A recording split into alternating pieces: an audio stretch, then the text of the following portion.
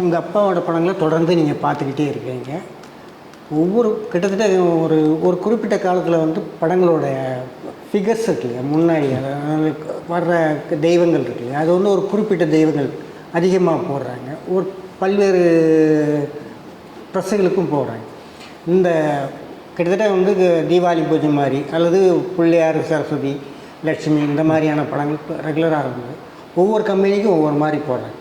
இந்த இதை வந்து எப்படி அவங்க வந்து வித்தியாசப்படுத்துகிறாங்க, என்ன மாதிரி வித்தியாசப்படுத்துகிறாங்க? அதாவது இந்த கம்பெனிக்கு இந்த மாதிரி பண்ணணுங்கிற மாதிரியான தாட்டில் அவங்க யோசிக்கவே மாட்டாங்க.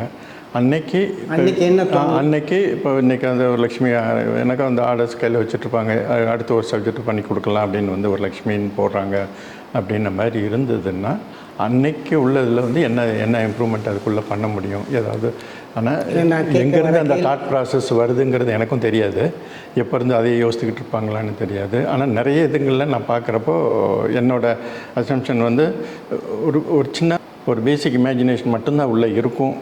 ஆனால் அது ஆரம்பித்து ஒர்க்கு பண்ணும்போது அந்த ஃப்ளோ மாறுது அப்படிங்கிறது எனக்கு தெரியும். எனக்கு அது வரைஞ்சி வர்றப்போ இவனை ஒரு பேக்ரவுண்ட் ஒரு சீனரி போட்டுறதோ இல்லை வைக்கிறதுக்கோ அதுக்குள்ளெல்லாம் வந்து ஒரு பென்சில் ஸ்கெட்ச் கூட இருக்காது. சீனரி எல்லாம் போடுறாங்க இல்லையா, அதிலெல்லாம் வந்து இந்த இடத்துல வாட்டருங்க, அந்த இடத்துல மழை வருதுன்னு ஒரு சின்ன ஒரு கோடு கூட அப்போ போட்டதே கிடையாது. மேலேருந்து கலர் அப்படி ஸ்டார்ட் பண்ணி ஆரம்பித்தாங்கன்னா அது ஏதோ இமேஜினேஷனில் அது பாட்டு ஓடும். ஆனால் லேட்டஸ்ட் ஸ்டேஜில் நமக்கு அந்த எக்ஸ்பீரியன்ஸில் என்ன பண்ணிகிட்ருக்காங்கன்னு பார்த்ததில்ல. பார்த்தோன்னாக்கா எல்லாம் வந்து அந்த ஸ்டார்ட் பண்ணி போகும்போது வரக்கூடிய ஃப்ளோ தான். சில விஷயங்கள் மட்டும்தான் ஏதாவது முன்னாடி ஒரு ட்ரையல் பார்க்கலாம். இப்போ வந்து ஒரு பிளெயின் ரெட் பேக்ரவுண்டில் ஒரு லக்ஷ்மி ஒன்று இது பண்ணாங்க. அதெல்லாம் வந்து மேபி ஒரு ட்ரையலாக அவங்க அந்த மாதிரின்றதுக்கு கொஞ்சம் முன்னாடி ஒரு தாட் ப்ராசஸ் எடுத்துருந்துருக்கலாம். 4 கம்பெனிகளுக்கு போட வேண்டியது, ஆனால் ஒரே படம். இந்த படத்தை ஒன்றுலேருந்து மாற்றி தான் போட வேண்டியது. ஆனால் வந்து எல்லா இப்போ நான் உள்ளுக்கு எல்லா சாமிகளுக்கும் ஒரே சேலை. இப்போ லட்சுமின்னு எடுத்தாச்சுன்னா நீங்கள் சிவப்பு சேலையை தவிர்த்து பச்சை சேலை போட முடியாது. அந்த ட்ரெடிஷனில் இருக்காங்க. அப்படிங்கும்போது இந்த பேக்ரவுண்டில் மட்டும்தான் அவங்க வித்தியாசப்படுத்தணும். அது எந்த மாதிரியான பேக்ரவுண்ட்ஸும் அவங்க சூஸ் பண்ணாங்க. ஒரு குறிப்பிட்ட காலம் வரைக்கும் கொண்டேராஜுங்கிற பேரில் உங்கள் ராமலிங்கம் போட்டுக்கிட்டு இருந்த படங்களில் ஒரு தூணு ஒரு நாடக தன்மையான ஒரு காட்சி இருக்குது. பின்னாடி வர வர வந்து அந்த காட்சியில் வந்து மாற்றம் வருது. அந்த இதில் வந்து எப்படி வித்தியாசப்படுத்துனாங்க, என்ன மாதிரியான இது, அதுக்கு எங்கே இருந்து இன்ஸ்பிரேஷன்? அதான் இப்போ அந்த அதுக்கு முன்னாடி இருந்ததோட கலர் ஸ்கீமும் அதுக்கப்புறம் இருந்த கலர் ஸ்கீம்ஸும் ரொம்ப கலர்ஃபுல்லாக பெயிண்டிங்ஸ் அப்படின்ற மாதிரி ஒரு ஸ்டேஜ் வந்துச்சு. முன்னாடி உள்ளதெல்லாம் பார்த்தோம்னாக்கா ஒரு மாதிரி சாஃப்டாக சோபராக இருக்கும். ஆனால் அந்த லேட்டஸ்ட் ஸ்டேஜ் நான் வந்த ஸ்டேஜில் இல்லைன்னு பார்த்தோம்னாக்கா பெரிய சப்ஜெக்ட்டுன்னு இல்லாமல் ரொம்ப ஸ்டாண்டர்ட் சப்ஜெக்டாக போயிடுச்சு. அதில் வருஷத்துக்குன்னு பார்த்தா ஒரு 10 பிள்ளையார், 10 லக்ஷ்மி, 10 தீபாவளி பூஜை போடுறதுன்றது காமன். அதுமாரி 10 கிருஷ்ணர் இருப்பார். இது வந்து இப்போ இந்த கிருஷ்ணர்லேயாவது ஏஜ் டிஃப்ரென்ஸ் அதில் வச்சு இதை வச்சு கொஞ்சம் சேஞ்சஸ் ஏதோ ஒன்று வந்துடும். ஆனால் இந்த பிள்ளையார், லக்ஷ்மி, தீபாவளி பூஜையில் ஒன்றும் வராது. எல்லாம் இந்த பேக்ரவுண்டுக்குள்ளே மட்டும்தான் அதை சரி பண்ணிக்கிட்டே வரணும்.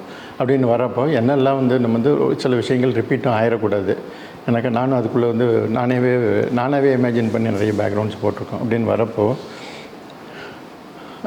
எங்கேயாவது ஒரு இடத்துல அந்த இடம் கொஞ்சம் சேலஞ்சிங்காக தான் இருக்கும். எனக்கு கொஞ்சம் பேக் ட்ராக் வந்து மைண்டுக்குள்ளே இருந்துகிட்டு இருக்கணும், என்னதை பண்ணியிருக்கோம் அப்படின்றது ரொம்ப ரிப்பீட்டடாக வந்துடக்கூடாது. அப்படின்னு இருக்கிறப்போ என்ன மாதிரி பண்ணுறது அப்படின்னு வர்றதில் தான் வந்து அதில் வந்து நமக்கு வந்து மொத்தத்தில் நம்ம படம் வந்து பார்த்தா அட்ராக்டிவாக இருக்கணும்.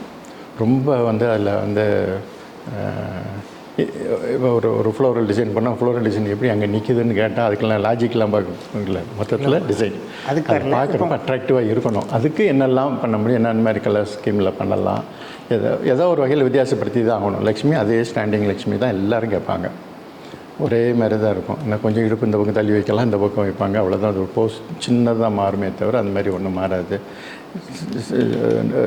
சில நேரங்கள்லாம் வந்து எத்தனை தடவை தான் லக்ஷ்மியை வந்து ரெட் கலர்லேயே போட்டுக்கிட்டு இருக்கிறது வந்து சேலையை பச்சை கலரில் போட்டது எல்லாம் போட்டிருக்காங்க. அந்த மாதிரிலாம் எனக்கு எவ்வளோ தான் பண்ணிகிட்டே போயிட்டே இருக்குது, எங்கே தான் பண்ண முடியும் அப்படின்ற ஒரு ஸ்டேஜில் அந்த மாதிரிலாம் நடந்திருக்கு.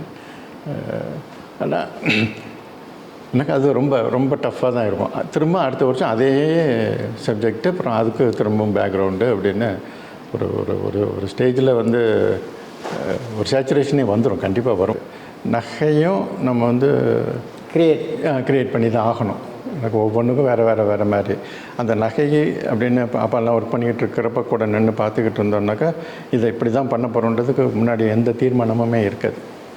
அந்த கலர் பண்ணி போய்கிட்டு இருக்கும்போது ஒரு அந்த ஃபஸ்ட் கோட்டுன்னு ஒன்று வைக்கிறாங்க இல்லையா, அதில் மேபி ஒரு இது இருக்கலாம். ஆனால் அதை ரெண்டாவது அதில் வந்து பண்ணிட்டு போகும்போது பார்த்தோம்னாக்கா அதில் வந்து அப்படியே சேஞ்ச் ஆகும்.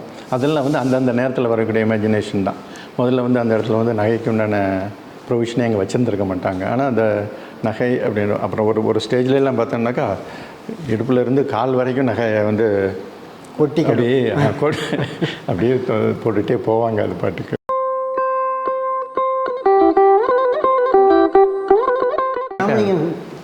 ஓவியர் ராமலிங்கம் படங்களில்